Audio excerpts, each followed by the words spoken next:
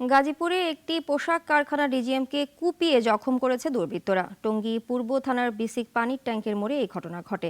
বিচারের দাবি জানিয়েছেন কারখানার শ্রমিকরা। পুলিশ বলছে তদন্ত করে ব্যবস্থা নেওয়া হবে।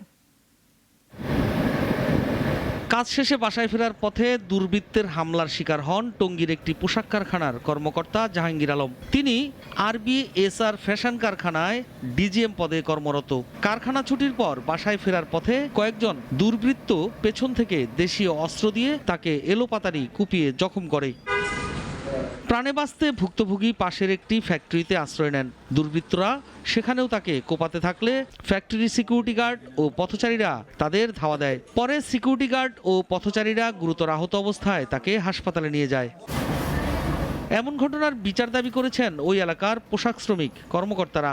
শিল্প এলাকার ভেতরে শ্রমিকদের নিরাপত্তা জোরদারের দাবি তাদের।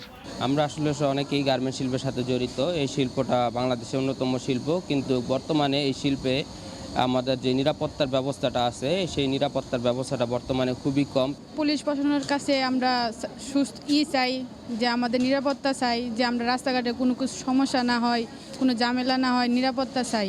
ডিজিএম স্যাররা যেভাবে আহত হয়েছে ওইটাও আমরা বিচার চাই, বা ডিজিএম স্যাররা যাতে এরকম যাতে আমরাও আহত না হয়, বা আমাদের আর কোনো শ্রমিক রাস্তাঘাটে আহত না হয়।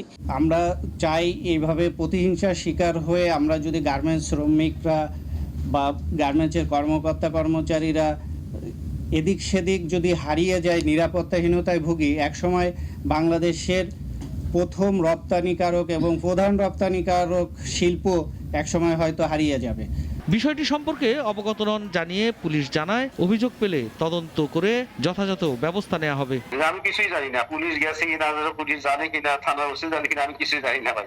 যদি অভিযোগ যায় থানায় যায় অবশ্যই ব্যবস্থা নেবো। আমি তো কথা বলবো, ওসির সাথে কথা বলবো। কি কারণে কারা ওই কর্মকর্তার উপর এভাবে হামলা চালালো তা খতিয়ে দেখবে বলেও জানিয়েছে পুলিশ।